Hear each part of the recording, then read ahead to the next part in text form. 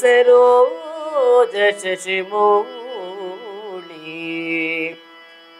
ಶರಣ ಜನ ಸುರಧೇನು ಗಂಗಾಧರ ಗಜಾಸುರ ಮಥನ ಗೌರೀವರ ತ್ರಿಜೋಪಗನುಲಿದು ಸಲಹುಗೆ ಸಕಲ ಸಜ್ಜನರ ಸಕಲ ಸಜ್ಜನರ ಸಲಹು. ಬಂಧುಗಳೇ, 67 ಸಂಚಿಕೆ ನಾವು ಮುಗಿಸಿ ಆಯಿತು. ತುರವೆಯ ರಾಮಾಯಣವನ್ನು ಆಧರಿಸಿಕೊಂಡು ನಮ್ಮ ಪ್ರವಚನ ಮಾಲಿಕೆ ನಡೀತಾ ಇದೆ. ಅಯೋಧ್ಯೆಯಲ್ಲಿ ರಾಮನ ಪ್ರತಿಷ್ಠಾಪನೆಯ ಕಾರ್ಯಕ್ರಮ ಒಂದು ವರ್ಷ ಪೂರೈಸಿತು. ನಾವೆಲ್ಲ ಸಂಭ್ರಮಿಸುವ ಸಂಗತಿ. ಈ ಪ್ರತಿಷ್ಠಾಪನೆಯ ಮಹಾ ಕಾರ್ಯಕ್ರಮ ಏನುಂಟು, ಧಾರ್ಮಿಕತೆ ಏನುಂಟು, 5 ಶತಮಾನಗಳ ಹೋರಾಟದ ಫಲ ಅದು.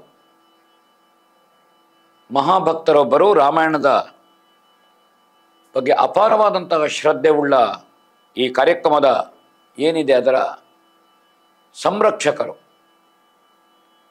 ಆ ಮಹಾನುಭಾವರು ಈ ಕಾರ್ಯಕ್ರಮವನ್ನು ಅಯೋಧ್ಯೆಯಲ್ಲಿ ರಾಮ ಪ್ರತಿಷ್ಠೆ ಆದ ಸದುದ್ದೇಶವನ್ನು ಕಂಡು ಈ ಸತ್ಕಾರ್ಯಕ್ಕೆ ತೊಡಗಿದ್ದಾರೆ.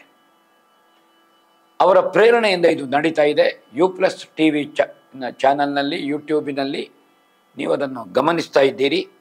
ಹಾಗಾಗಿ ತಮ್ಮ ಎಲ್ಲರ ಯಾರು ವೀಕ್ಷಕರಿದ್ದೀರಿ, ಕೇಳುಗರಿದ್ದೀರಿ ಯೂಟ್ಯೂಬಿನಲ್ಲಿ, ತಮ್ಮ ಎಲ್ಲರ ಶುಭಾಶಯ, ತಮ್ಮ ಪ್ರೀತಿ ವಿಶ್ವಾಸಗಳು ಏನಿದೆ, ಇದರ ಪ್ರಾಯೋಜಕರು, ಈ ಕಾರ್ಯಕ್ರಮ ಮಾಡುವಂತಹ ಧಾರ್ಮಿಕ ಬಂಧುಗಳು, ಅವರ ಕುರಿತಾಗಿ ತಮ್ಮ ಕೃತಜ್ಞತೆ ಇರಲಿ ಅಂತ ವಿನಂತಿ ಮಾಡಿಕೊಳ್ತಾ ಇದ್ದೇನೆ.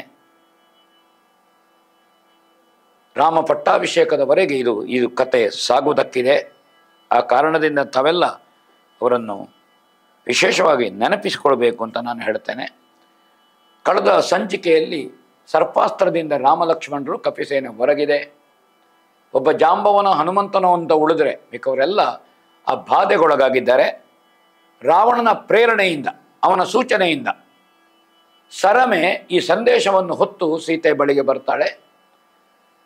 ಸೀತಾಮಾತೆಗೆ ಪ್ರತ್ಯಕ್ಷವಾಗಿ ಅದನ್ನು ತೋರಿಸುವುದಕ್ಕೆ ಬೇಕಾಗಿ ಪುಷ್ಪಕದಲ್ಲಿ ಸೀತೆಯನ್ನು ಕುಳಿತುಗೊಳಿಸಿ ರಾಮಲಕ್ಷ್ಮಣರು ಬಿದ್ದಂತಹ ದೃಶ್ಯವನ್ನು ತೋರಿಸ್ತಾಳೆ. ತನ್ನ ಹತಭಾಗ್ಯಕ್ಕಾಗಿ ಸೀತೆ ದುಃಖಿಸ್ತಾಳೆ, ರೋಧಿಸ್ತಾಳೆ, ತಾನು ಸಾಯ್ತೇನೆ ಅಂತ ಹೇಳ್ತಾಳೆ. ತನ್ನಿಂದಾಗಿ ಹೀಗಾಯಿತು ಅಂತ ಹಣೆ ಬಡ್ಕೊಳ್ತಾಳೆ. ಸರಮೆಯ ಕೈ ಹಿಡ್ಕೊಳ್ತಾಳೆ, ಸರಮೆಯನ್ನು ಅಪ್ಪಿಕೊಳ್ತಾಳೆ. ನಾನು ಬದುಕುವುದೇ ಇಲ್ಲ ಸರಮೆ, ನನಗೆ ಸಾಯುವುದಕ್ಕೆ ಅನುಮತಿ ಕೊಡಬೇಕು, ನಿನಗೆ ಬೇರೆ ದಾರಿಯೇ ಇಲ್ಲ. ಕಣ್ಣೀರಿಳಿಸ್ತಾಳೆ ಅವಳು. ಆ ಸೀತಾಮಾತೆಯ ದುಃಖಕ್ಕೆ ಹೇಗೆ ಸರಮೆ ಸಾಂತ್ವನದ ಮಾತುಗಳನ್ನು ಹೇಳ್ತಾಳೆ, ಪ್ರಕರಣ ಆಖ್ಯಾನ ಮುಂದೆ ಹೇಗಿದೆ ಅಂತ ನಾವು 68ನೇ ಸಂಚಿಕೆಯಲ್ಲಿ ಯುದ್ಧಕಾಂಡದ 16ನೆಯ ಸಂಧಿಯಲ್ಲಿ ನಾವು ನೋಡೋಣ. ಯುವತಿಯರೊಳತ್ಯಂತ ಮೀರಿದ ಯುವತಿಯಲ್ಲ ನೀನು, ಸಿರಿರಾಘವನ ಮರಣವ ನೀನು ನಿರ್ಧರಿಸುವ ನಿತೌಬಿನಿಯೇ. ಯವಗೆ ನಿರ್ಣಯ ಮಾತು ಕರ್ಣಕ್ಕೆ ಸವಿಗಳಾಗಿರವೆನುತ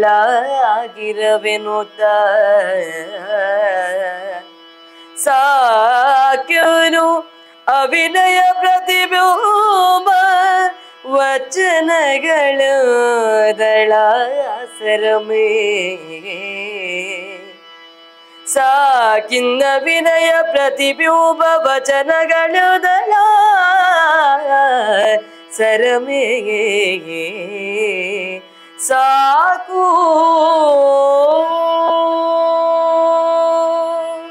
ರಾವಣನ ಮಾಯೆಯ ಬಗೆಗೆ ಸರಮೆಗೆ ಸ್ಪಷ್ಟ ಗೊತ್ತಿದೆ. ವಿವೇಕದಿಂದ, ತುಂಬ ತಾಳ್ಮೆಯಿಂದ ಒಂದು ಮಗಳಿಗೆ ಹೇಳುವ ತಾಯಿಯ ಹಾಗೆ ಸರಮೆ ಕೆಲಸ ಮಾಡಿದ್ದಾಳೆ. ಇಡೀ ಯುದ್ಧಕಾಂಡದಲ್ಲಿ ಅಲ್ಲಲ್ಲಿ ಸೀತೆ ಧೈರ್ಯಗುಂದುವಾಗ ಹೇಗೆ ಉಪಚರಿಸಬೇಕು ಆ ರೀತಿ ಸೀತೆಯನ್ನು ಮಗಳಂತೆ ಕಂಡ ಮಹಾತಾಯಿ ಸರಮೆ ರಾಮಾಯಣದಲ್ಲಿ. ಜಗತ್ತಿನ ಯುವತಿಯರಲ್ಲಿ ನೀನು ಅತ್ಯಂತ ಶ್ರೇಷ್ಠ ಯುವತಿ ನೀನು, ಲಕ್ಷ್ಮಿ ಅಂತ ಅರ್ಥ. ಶ್ರೀರಾಮನ ಮರಣವನ್ನು ನಿರ್ಧರಿಸುವ ನಾರಿಯೇ ನೀನು ಹೇಳು. ನನ್ನಿಂದಾಗಿ ರಾಮ ಸತ್ತು ಹೋದ, ನನ್ನಿಂದಾಗಿ ರಾಮನೇ ಹೀಗಾಯಿತು, ಚಕ್ರವರ್ತಿಯ ಸಾವು ನನ್ನಿಂದಾಯ್ತು ಅಂತ ನೀ ಹೇಳ್ತೀಯಲ್ಲ. ಶ್ರೀರಾಮನ ಮರಣವನ್ನು ನಿರ್ಧರಿಸಲಿಕ್ಕೆ ನೀನು ಯಾರು? ಭಗವಂತನ ಲೀಲೆಗೆ ಮಹಾತ್ಮೆಗೆ ಅನುಕೂಲ ಆಗುವ ಮಾಯೆ ನೀನು. ರಾಮನ ಮರಣವನ್ನು ನೀನು ನಿರ್ಣಯಿಸುವುದಲ್ಲಲ್ಲ. ಅವಳು ತುಂಬ ವಿನೀತಳಾಗಿ ಅವಳು ಹೇಳ್ತಾಳೆ, ನಿನ್ನ ಮಾತು ನಮ್ಮ ಕಿವಿಗೆ ರುಚಿಸುವುದಿಲ್ಲ. ಯಾಕೆ? ನಾವೇ ರಾಮನ ಮರಣವನ್ನು ನಿರೀಕ್ಷೆ ಮಾಡುವುದಿಲ್ಲ, ಹಾರೈಸುವುದಿಲ್ಲ. ರಾಮ ಯಾರು? ಮಹಾತ್ಮನಿದ್ದಾರೆ, ದೇವಾತ್ಮನಿದ್ದಾನೆ, ಪರಮಾತ್ಮನಿದ್ದಾನೆ. ಅವಿನಯವನ್ನು ಪ್ರತಿಬಿಂಬಿಸುವ ನಿನ್ನ ಮಾತುಗಳು ಸಾಕು ಅಂತ ಹೇಳ್ತಾಳೆ ಅವಳು. ಇದು ವಿನಯವಂತಿಕೆಯ ಮಾತಲ್ಲ, ಇದು ರಾಮನ ಕುರಿತಾಗಿ ನೀನು ಆಡುತ್ತಿರುವುದು. ಒಂದು ಕ್ಷಣ ಸಮಾಧಾನ ಮಾಡು. ನೀನು ಆತುರ ಪಡಬೇಡ ಮತ್ತು ಆತಂಕ ಪಡಬೇಡ, ಎರಡೂ ಹೌದದು. ಸಮಾಧಾನ ಮಾಡು. ವಿಭೀಷಣ ಬರಲಿ, ವಿಭೀಷಣನ ಆಗಮನ, ಆಮೇಲೆ ರಾಜಾರಾಮನ ಸಿಂಹನಾದ, ಲಕ್ಷ್ಮಣನ ಹುಂಕಾರದ ಧ್ವನಿ, ಕಪಿಗಳು ಎದ್ದು ರಾಮನಿಗೆ ಜಯಕರ ಹಾಕುವುದು ಕ್ಷಣದಲ್ಲಿ ಉಂಟು. ನೀನು ಅವಸರ ಮಾಡಬೇಡ, ಅದರ ನಿರೀಕ್ಷೆ ಇದ್ದೀರು ನೀನು. ಹಾಗೆ ಮತ್ತು ಮೃದು ಮಾತುಗಳಿಂದ ಇನ್ನು ಯುದ್ಧ ಭೂಮಿಯ ಕಡೆಗೆ ಪುಷ್ಪಕದಲ್ಲಿ ಹತ್ತಿರಕ್ಕೆ ಕರ್ಕೊಂಡು ಬರ್ತಾರಂತೆ. ಜಾಂಬವ, ಸುಷೇಣ, ಗವಾಕ್ಷ, ಹನುಮಂತಾದಿಗಳು ರಾಮನನ್ನು ಹುಡುಕುತ್ತಾ ಬಂದರಂತೆ. ಆ ರಾತ್ರಿ ಕತ್ತಲೆಯಲ್ಲಿ ಹುಡುಕುತ್ತಾ ಬಂದರಂತೆ. ಆ ನೋವಿನ ಮುಸುಕಿನಲ್ಲಿ ರಾಮನನ್ನು ಹುಡುಕಿ ಹತ್ರ ಬಂದ್ರಂತೆ. ಕಣ್ಣುಗಳಲ್ಲಿ ನೀರು ತುಂಬಿಕೊಂಡ್ರಂತೆ. ಚಿತ್ತ ಭ್ರಮೆಯವರಿಗೆ ಭ್ರಮಾಧೀನರಾಗಿ ಆ ಲೀಲಾಮಾನುಷನನ್ನು ಹುಡುಕಿ ಬರ್ತಾರೆ.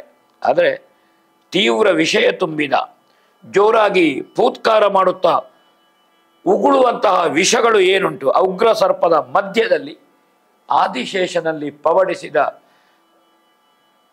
ನಾರಾಯಣನಂತೆ ಶ್ರೀರಾಮ ಇದ್ದ ಅಂತ ಕವಿ ಮತ್ತೊಮ್ಮೆ ನೆನಪಿಸ್ತಾನೆ. ಇಲ್ಲಿ ದೇವತೆಗಳ ವೈದ್ಯ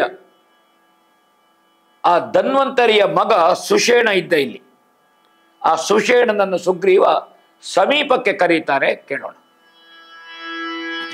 ಬಾಸುಷೇಣ ಕಪೀಂದ್ರ ನೀನಭ್ಯಾಸಿಯಲ್ಲ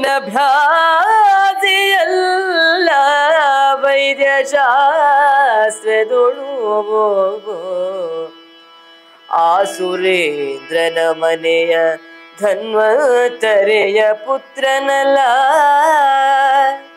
ದಾಶರಥಿಯನು ನೋಡು ನಮಗೆ ನಾಸೆಯುಟೆ ಹೇಳೆನಲು ಸಂಭಾಷಣೆಗೆ ತಾಠಾವ ಕಾಣೆನು ಹೇಳಲೇನ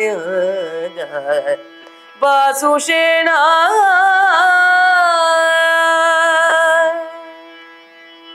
ಏನಾದರೂ ಉಪಶಮನ ಮಾಡಬೇಕಲ್ಲ, ಹಾಗೆ ಸುಷೇಣನನ್ನು ಕರೀತಾನೆ. ನೀನು ವಾನರ ನಾಯಕ ಸುಷೇಣ, ವೈದ್ಯಶಾಸ್ತ್ರವನ್ನು ಬಲ್ಲವ ನೀನು, ಧನ್ವಂತರಿಯ ಅಂಶ ಸಂಭೂತನಿದ್ದಿ, ದೇವೇಂದ್ರನ ವೈದ್ಯ.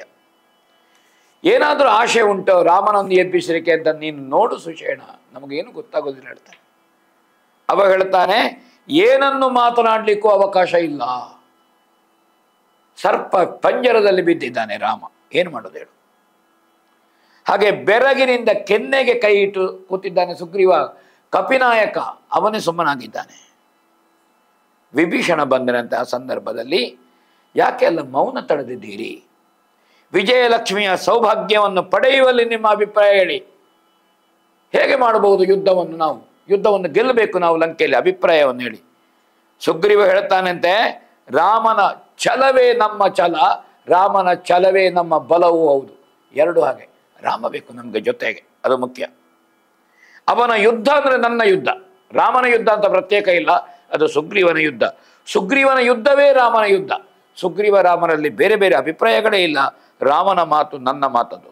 ಕಾಳಗದಲ್ಲಿ ನಿಮ್ಮ ಅಣ್ಣನನ್ನು ಬಲಿ ತೆಕ್ಕೊಳ್ತೇನೆ ವಿಭೀಷಣ, ರಾವಣನನ್ನು ಬಲಿ ತೆಕ್ಕೊಳ್ಳುತ್ತೇನೆ ಎನ್ನುವುದರಲ್ಲಿ ನಮಗೆ ಆತ್ಮವಿಶ್ವಾಸ ಕುಂಠಿತವಾಗಲಿಲ್ಲ. ನಮ್ಮ ಹತ್ರ ಶಕ್ತಿ ಇನ್ನೂ ಇದೆ, ಲಂಕೆಯನ್ನು ಗೆಲ್ಲುವ ಸಾಮರ್ಥ್ಯ ನಮಗಿದೆ. ಆದರೆ ರಾಮದೇವರು ಬಿದ್ದವ ಹೇಳ್ತಾ ಇಲ್ಲಲ್ಲ, ಅದು ನಮಗೆ ಗೊಂದಲ ಇರುವಂತಹದ್ದಿಲ್ಲಿ. ರಾಘವನು ಯಾವ ಲೋಕದಲ್ಲೇ ಇರಲಿ, ಅವನನ್ನು ಬೇಕಾದ್ರೆ ಕರ್ಕೊಂಡೋಗ್ರಿ, ರಾಕ್ಷಸರು ಮಾಯೆಯಿಂದ ಕರೆತರುವ ಕೆಲಸವು ನಮ್ಮದ್ದೇ. ನನಗೆ ಗೊತ್ತಿರೋದ ಲೋಕ ಇಲ್ಲ.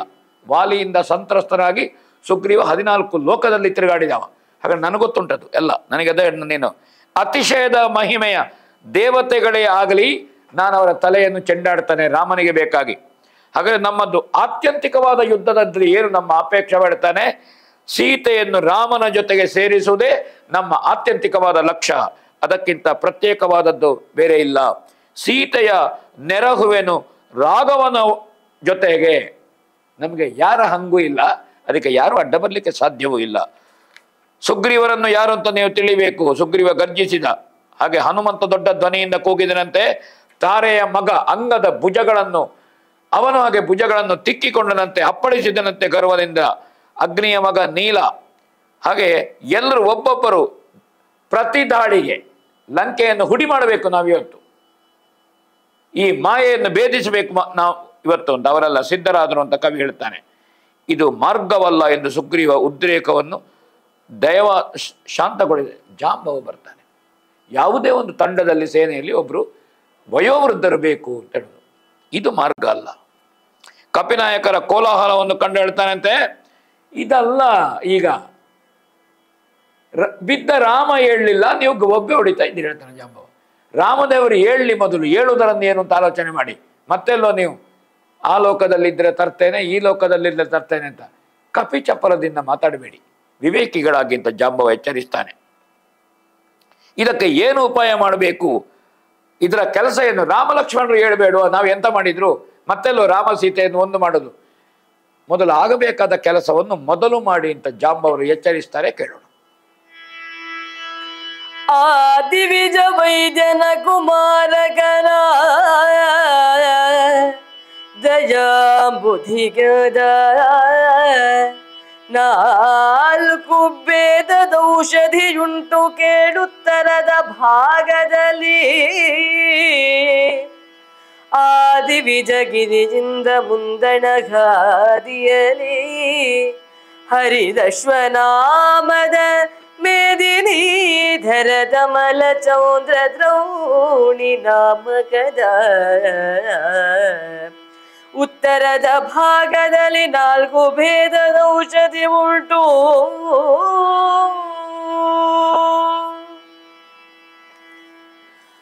ಜಾಂಬವರು ಕೇಳ್ತಾರೆ ಆ ಸಂದರ್ಭದಲ್ಲಿ, ಇದಕ್ಕೆ ಏನು ಉಪಾಯ? ಸುಷೇಣನ ಹತ್ರ ನಾವು ರಾಮ ಲಕ್ಷ್ಮಣರನ್ನು ಮೂರ್ಛೆಯಿಂದ ಎದ್ದಿಸಬೇಕಾದ್ದು ಮುಖ್ಯ. ಮೊದಲು ಯುದ್ಧವನ್ನು ಆಮೇಲೆ ಮಾಡೋಣ, ಇವತ್ತೇ ಯುದ್ಧ ಮುಗಿಸ್ಬೇಕು ಅಂತೇನು ಹಠ ಇಲ್ಲಲ್ಲ ನಮಗೆ. ರಾಮ ಹೇಳ್ಬೇಕಾದ್ದು. ಅವಾಗ ಧನ್ವಂತರಿಯ ಮಗ ದಯಾಸಾಗರ ಜಾಂಬವನ ಕುರಿತು ಹೇಳಿದನಂತೆ ಸುಷೇಣ. ಉತ್ತರದ ಭಾಗದಲ್ಲಿ ಮೇರು ಪರ್ವತದಿಂದ ಮುಂದೆ ಹೋಗುವಾಗ ಹರಿದಶ್ವ ಎಂಬಂತಹ ಚಂದ್ರದ್ರೋಣಿ ಬೆಟ್ಟದ 4 ವಿಭಾಗದ ಔಷಧಿ ಇದೆ. ಚಂದ್ರದ್ರೋಣಿ ಬೆಟ್ಟ, ಚಂದ್ರದ್ರೋಣ ಅಂತ ಹೇಳ್ತಾರೆ.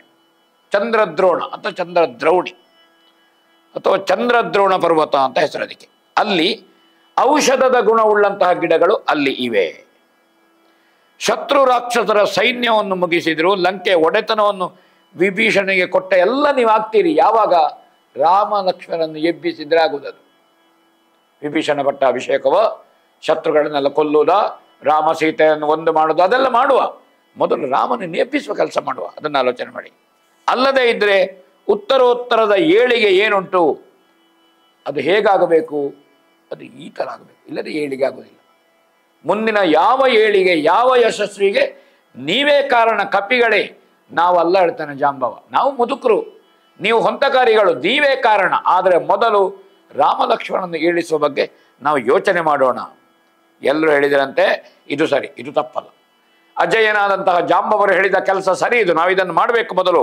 ಹಾಗೆ ಇಂದ್ರನ ವಜ್ರಾಯುಧದಿಂದ ಗೆದ್ದು ಸಮುದ್ರವನ್ನು ದಾಟಿದ ಲಂಕಾ ಭಯಂಕರನನ್ನು ಸ್ಮರಿಸುವ ಉದ್ದೇಶದಿಂದ ಗರುಡನು ದೇವಲೋಕದಿಂದ ಹೊರಟು ಆಕಾಶ ಮಾರ್ಗದಲ್ಲಿ ಕಾಣಿಸಿಕೊಂಡ ಅಂತ ಹೇಳಿದರು. ಆ ಹೊತ್ತಿಗೆ ಗರುಡ ಬಂದನಂತೆ.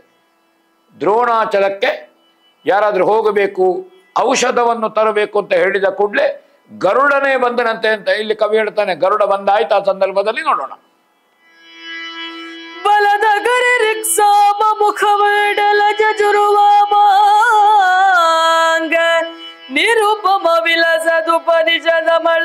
ಪಾತ್ರ ಪವಿತ್ರನೋ ಬರವಾಗ ಬೆಳಗು ತಿಳಿದನು ಪೂರ್ಣ ಶಚಿ ಮಂಡಲದ ಸೊಂಪಿನಲ ಮಮ ಹಾಲಾಹಲ ಮಹೋಗ್ರ ವ್ಯಾಳ ಪಾಶ ವಿನಾಶ ರೋಷದಲ್ಲಿ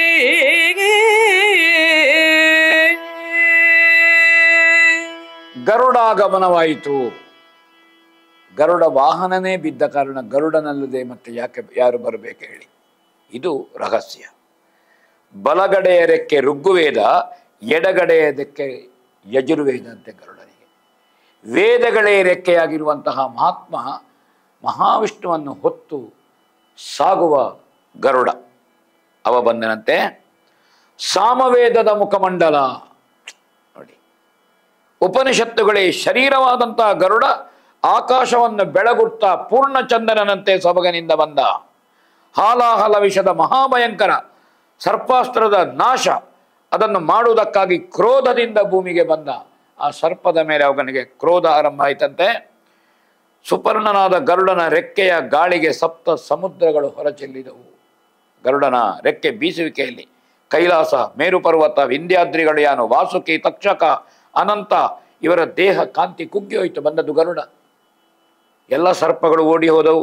ಸರ್ಪ ವಿನಾಶಕನ ಎದುರಿನಲ್ಲಿ ಕ್ಷುದ್ರ ಸರ್ಪಗಳು ಕಣ್ಣಿಗೆ ಕಾಣ್ತವೆ ಹೇಳ್ತಾನೆ ಕವಿ. ಗರುಡನೇ ಬಂದಿದ್ದಾನೆ, ಬೇರೆ ಯಾರು ಬೇಡ. ಸರ್ಪಗಳು ಎಲ್ಲಿ ಹೋದವು ಅಂತ ಇಲ್ಲ. ಗರುಡನ ರೆಕ್ಕೆಯ ಗಾಳಿಯ ವಾಸನೆಗೆ ಹಾವುಗಳು ಪ್ರಾಣ ಬಿಟ್ಟು ಸತ್ತು ಹೋದವು, ಕರಕಲಾದವು. ನೆಲವನ್ನು ಕೊರೆದು ಕೆಲವು ಒಳಗೆ ಹೋದವು, ಸಮುದ್ರದ ಒಳಗೆ ಅಡಗಿದವು, ಒಗ್ಗೊಡೆದು ಓಡಿ ಹೋದವು, ಹುತ್ತಗಳನ್ನು ಹುಡುಕಿಕೊಂಡು ಹೋದವು. ಗರುಡನ ದೃಷ್ಟಿಯ ಪ್ರವಾಹಕ್ಕೆ ಸಿಕ್ಕಿ ಅಷ್ಟ ದಿಕ್ಕುಗಳಲ್ಲಿ ಓಡಾಡಿದವಂತೆ, ಕೆಲವು ಸುಟ್ಟು ಹೋದವಂತೆ. ಅದು ಗರುಡನ ಮಹಿಮೆ, ಗರುಡನ ಶ್ರೇಷ್ಠತೆ. ಹಾಗಾದ ಕಾರಣ ಗರುಡ ಇದ್ದಲ್ಲಿ ಸರ್ಪಗಳಿರುವಕ್ಕೆ ಸಾಧ್ಯ ಇಲ್ಲ. ಕಾರಣ ತಾಯಿಯ ಬಂಧನವನ್ನು ಬಿಡಿಸಿದ್ರಂತೆ ಗರುಡ. ಕೇಳೋಣ. ತಾಯಿಗೋ ಸುಗಹ್ಯುದ ನಿರ್ಜಲ ರಾಯನನು ಗೆಲಿರು ಅಮೃತ ಕಲಶವ ವಾಯುಪಥದಲ್ಲಿ ತರಲು ತುಳುಕಿದ ಬಿಂದು ಪಕ್ಷದಲ್ಲಿ ಸ್ಥಾಯಿಯಾಗಿದ್ದ ಸುಧಾಕಣ ಕಾಯಿದವು ಕಪಿ ಬಲವ ರಘುಕುಲರಾಯನ ಸುನಗುತೊಯ್ಯನೆ ಅರಳಿಚಿದನು ವಿಲೋಚನವ ರಘುಕುಲರಾಯನ ಸುನಗುತೊಯ್ಯನರಳಿಚಿದನು ವಿಲೋಚನವ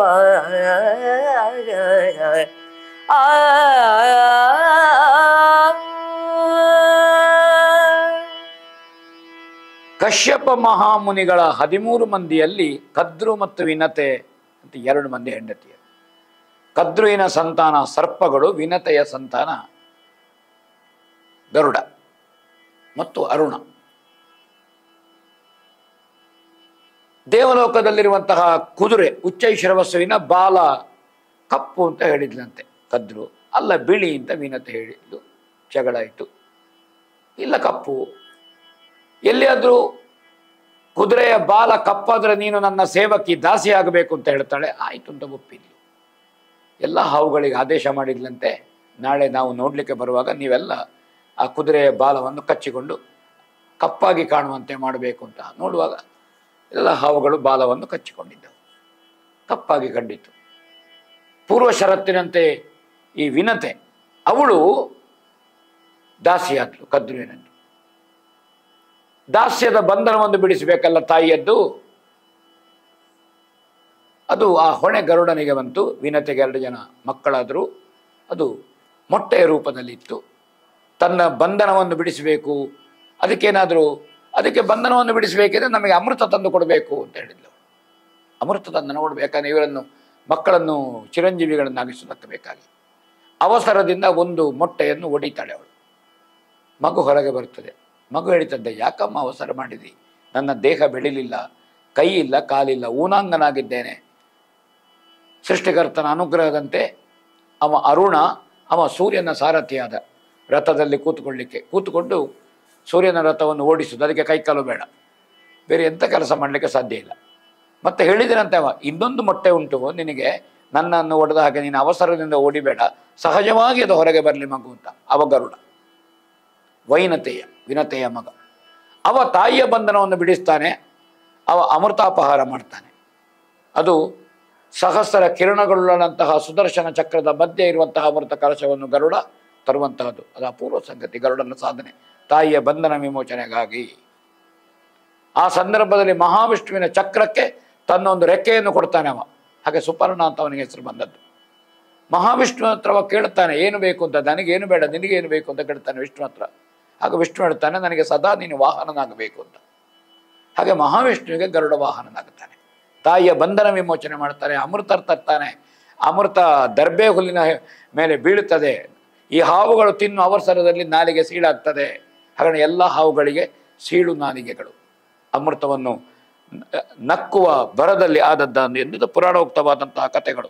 ಅವ ಬಂದ ತಕ್ಷಣದಲ್ಲಿ ತಾಯಿಗೋಸುಗ ದೇವರಾಜ ಇಂದ್ರನನ್ನು ಗೆದ್ದಿದ್ದಾನೆ ಅಮೃತ ಕಲಶವನ್ನು ತರುವ ಸಂದರ್ಭದಲ್ಲಿ. ಅಂತಹ ವಿಕ್ರಮಿ ಅವ.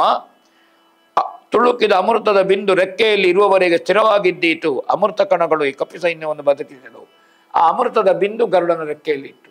ಹಾಗಾಗಿ ಗರುಡನ ರೆಕ್ಕೆಯ ಗಾಳಿಯಲ್ಲಿ ಸತ್ತವರು ಬದುಕುತ್ತಾರೆ ಎನ್ನುವಂಥದ್ದು ಒಂದು ಸಂದೇಶ ಇದೆ. ಯಾಕಂದರೆ ರೆಕ್ಕೆಗೆ ಅಮೃತದ ಬಿಂದು ಬಿದ್ದಿದೆ. ರಾಮ ಮೆಲ್ಲ ಕಣ್ಣು ತೆರೆದರಂತೆ, ಎದ್ದಿನಂತೆ.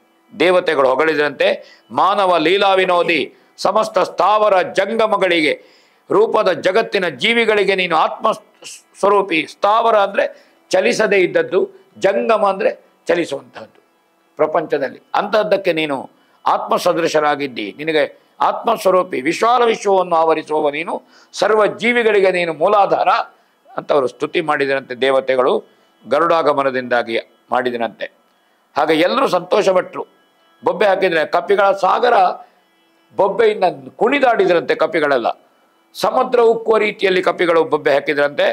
ಎಲ್ಲ ಗರುಡನನ್ನು ಯಾರಾದರೂ ಕರೆದರೆ, ಮಹೇಶ್ವರ ಬ್ರಹ್ಮ ಯಾರಾದರೂ ಆಧರಿಸಿ ಬರಲು ಹೇಳಿದರೆ ಗರುಡ ನೋಡಿ ಏನು ಮಾಡ್ತಾನೆ ಅಂತ ವಾಲ್ಮೀಕಿಗಳು ಹೇಳ್ತಾನೆ. ನೋಡೋಣ ಏನು ಹೇಳ್ತಾನೆ ಅಂತ. ದೃಗು ನಿರೀಕ್ಷೆಯಲ ಸುಪರ್ಣನ ಮೊಗವೀಕ್ಷಿಸಿ ಮುಗುಳು ನಗೆಯಲಿ ನಗುತ್ತ ದಾದುದೆ ಮಗೆ ಪುನರ್ಭವಾಭ್ಯುದಯ ಜಗದುಣಿನಿತು ಮಹಾತ್ಮನೋ ಎನ್ನುತ್ತ ಗಣಿತದ ಕರುಷದಲ್ಲಿ ವಿನತೆಯ ಮಗನ ಉಪಚರಿಸಿದನು ಮಧುರ ವಚೋ ವಿಲಾಸದಲ್ಲಿ. ಮಧುರ ವಚೋ ವಿಲಾಸದಲ್ಲಿ ಮುಗುಳು ನಗೆಯಲಿ ನಗುತ್ತಾ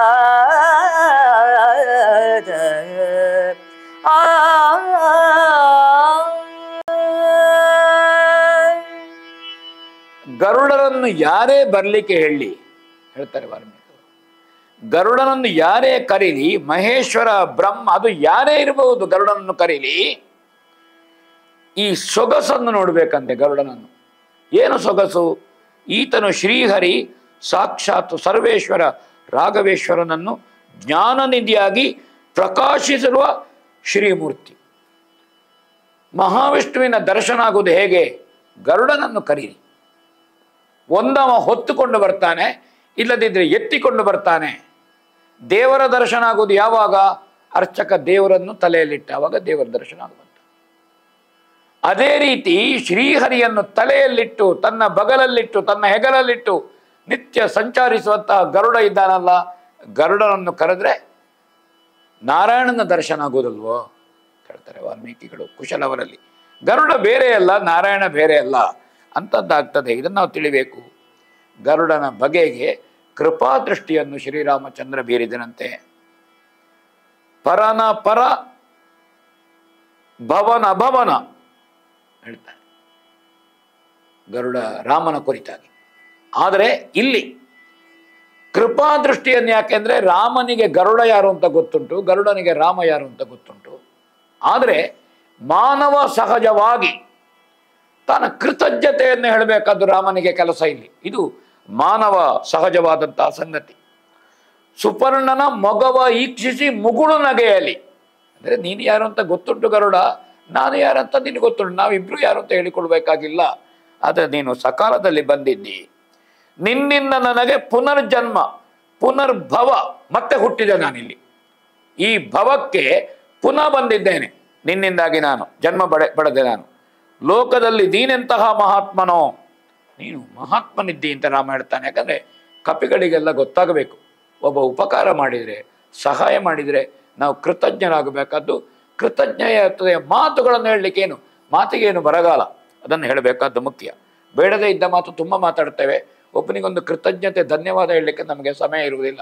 ಬದಲಾಗಿ ಉಪಕರಿಸಿದವನಿಗೆ ಎಷ್ಟು ಸಣ್ಣ ಉಪಕಾರವೇ ಇರಲಿ, ನಿಮ್ಮ ಉಪಕಾರ ನನಗೆ ಸಂತೋಷ ಆಯಿತು ಅಂತ ಹೇಳಬೇಕಾದ್ದು ಮುಖ್ಯ, ಅಭಿವ್ಯಕ್ತಿಪಡಿಸಬೇಕಾದ್ದು ಮುಖ್ಯ. ಅದನ್ನು ರಾಮ ಮಾಡ್ತಾನೆ. ಸಿಹಿಯ ಮಾತುಗಳನ್ನಾಡಿ ವಿನತೆಯ ಮಗನನ್ನು ಉಪಚರಿಸಿದನಂತೆ. ಆದರೆ ರಾಮನೇನು, ರಾಮ ಯಾರು, ಅದನ್ನು ಕೇಳೋಣ. ಪರನ ಪರ, ಪರನ ಪರಭವನ ಭವ ಘನ ಗೋಚರನ ಗೋಚರ ಸುಗುಣ ನಿರ್ಗುಣ ಚರನಾಗ ಚರ ಸಂಸ್ಥೂಲ ಸೂಕ್ಷ್ಮದ್ವಯನಾಗ ಪರನ ಪರ ಭವನ ಭವ ಘನ ಗೋಚರನ ಗೋಚರ ಸುಗುಣ ನಿರ್ಗುಣ ಚರನ ಚರ ಸಂಸ್ಥೂಲ ಸೂಕ್ಷ್ಮದ್ವಯನ ಸಂಖ್ಯಾತಕ್ಷರ ಮಹಾಕ್ಷರ ಮಿತ ನಮಿತ ನಿರ್ಜರ ಲಲಾಮನೆ ನಿನ್ನ ಮಹದಂತರವನರೆವವನಾವನು ಕ್ಷರ ಮಹಾಕ್ಷರ ಮಿತ ನಮಿತ ನಿರ್ಜರ ಲಲಾಮನೆ ನಿನ್ನ ಮಹದಂತರವನರಿವವನಾವನದು ಖಗೇಂದ್ರ ಕೈ ಮುಗಿದಾಗ ಖಗೇಂದ್ರನೋ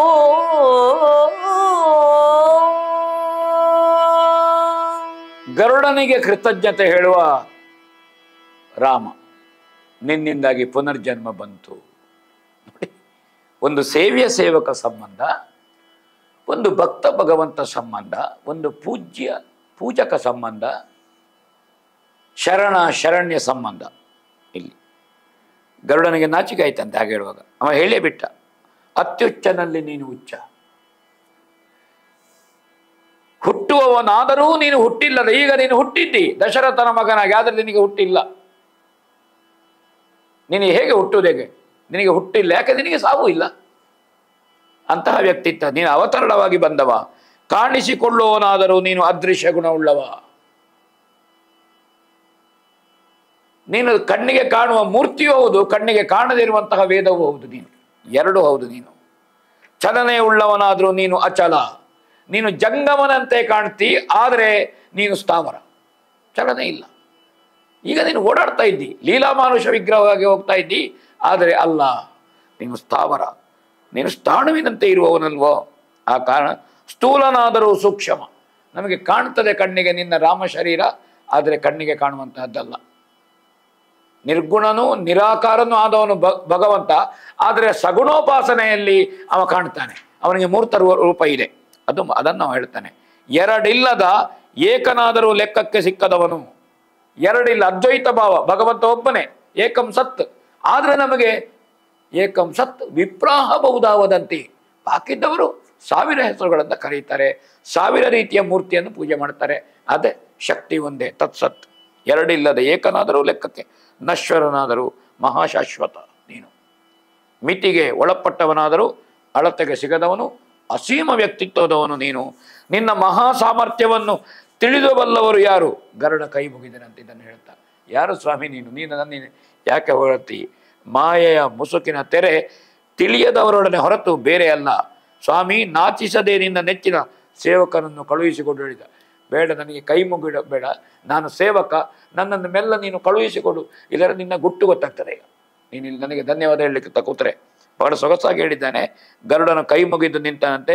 ಶ್ರೀರಾಮ ಏನೂ ತಿಳಿಯದವನಂತೆ ದಯೆ ತೋರಿದ್ರಂತೆ. ಕವಿ ಇಲ್ಲಿ ಹೇಳ್ತಾನೆ ನೋಡಿ, ಸಾಕೆನುತ್ತ ಕೈ ಮುಗಿಯೇ ಅರಿಯದವರಂದದಲ್ಲಿ ಕೃಪೆ ಕಣ್ಣೆರೆಯ ಮೊಗ ಸನ್ನೆಯಲಿ. ಸುಮ್ಮನೆ ಆಯ್ತಾಯ್ತಾಯ್ತು ಹೋಗು, ಹಾಗೆ ಬರೀ ಕಣ್ಣು ಸನ್ನೆಯಲ್ಲಿ ಹೇಳಿದನಂತೆ. ಈಗ ನಮ್ಮ ಗುಟ್ಟು ಗೊತ್ತಾಗ್ತದೆ, ಇದರಲ್ಲಿ ಯಾವುದು ಸಂಜ್ಞೆ ಮಾಡಿದನಂತೆ. ಹರುಷದಿಂದ ಗರುಡನನ್ನು ಬೀಳುಕೊಟ್ಟನಂತೆ. ಮಾನವ ನಡವಳಿಕೆ ರಾಮನ ಸರಳತನಕ್ಕೆ ನಮಸ್ಕಾರ ಹೇಳ್ತಾನೆ ಕವಿ ಇಲ್ಲಿ. ರಾಮನ ಪಾದಗಳಿಗೆ ವಂದಿಸಿ ಗರುಡ ಗಗನಕ್ಕೆ ಹಾರಿ ಹೋಗ್ತಾನೆ. ಯುಗದ ಅಂತ್ಯದಲ್ಲಿ ಸಮುದ್ರವು ಬೋರ್ಗರಿದು ಉಕ್ಕುವಂತೆ ಕಪಿ ಸೈನ್ಯ ಅತ್ಯಂತ ಉತ್ಸಾಹದಿಂದ ಮತ್ತೆ ಯುದ್ಧೋತ್ಸಾಹದಿಂದ ಲಂಕೆಗೆ ಅಭಿಯೋಗ ಮಾಡುವುದಕ್ಕೆ ಸಿದ್ಧವಾಗಿದೆ. ನೋಡೋಣ. ಅದಕೊನಯ ರಮಣನ ಮಳಾಭ್ಯುದಯದುತ್ಸವ ನಿನದವಾಚೆಯಲದಕೋ ಭರತಾನುಜನ ಭಾರ್ಯ ಬಿಲ್ಲವೊ ಬಾಟ ಕುದುಕುಳಿನ ಕಪಿ ಸೈನಿಕದ ಬಲುಗದನದಭಿನವ ವೀರರಸ ಮಿಕ್ಕುದಬುತ್ತದೆ ನೋಡದು ಸೀತೆಗೆ ತೋರಿದಳು ಸರವೇ ನೋಡು ನೋಡ್ಯದು ಸೀತೆಗೆ ತೋರಿದಳು ಸರವೇ ಅದಕ್ಕೋ ನಿನ್ನಯ ರಮಣ ನಿನ್ನಯ ರಮಣ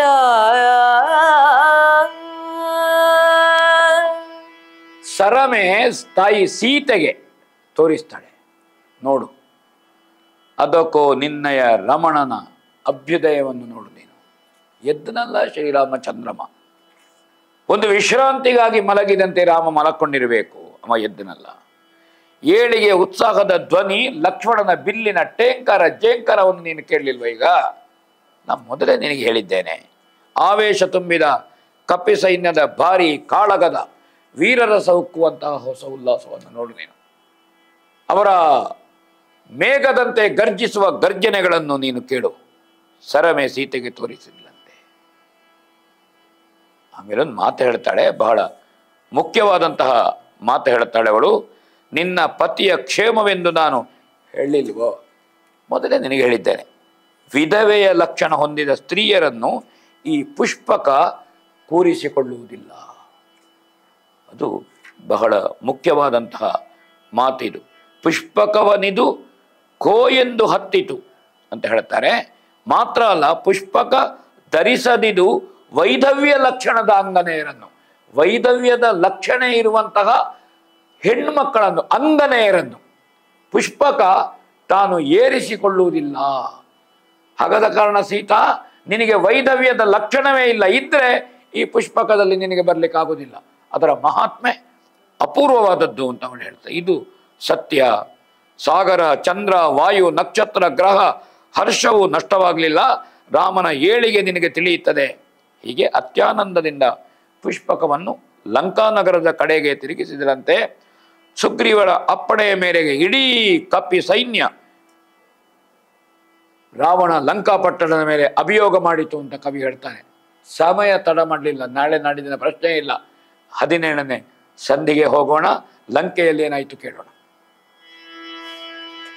ಕನಸ ಕಂಡನು ಸಮರ ತಾಮಸ ಜನಿತ ಜಾಡ್ಯದಲ್ಲಿ ಯುದ್ರಜಿತು ರಾಮನನು ನಾಗಾಸ್ತ್ರದಲ್ಲಿ ಕೆಡಹಿದನೆಂದು ಸಭೆಯೊಳಗೆ ತೊನೆದುಕೊಂಡನು ತನ್ನ ಬಿರುದಿನ ಬಿನುಗು ನುಡಿಗಳ ಬಹಳ ಗರುವದ ಘನತೆಯಲ್ಲಿ ತಾವಾರು ರಣವಾರಿಂದನ ಸುರೇಂದ್ರ ಅಸುರೇಂದ್ರ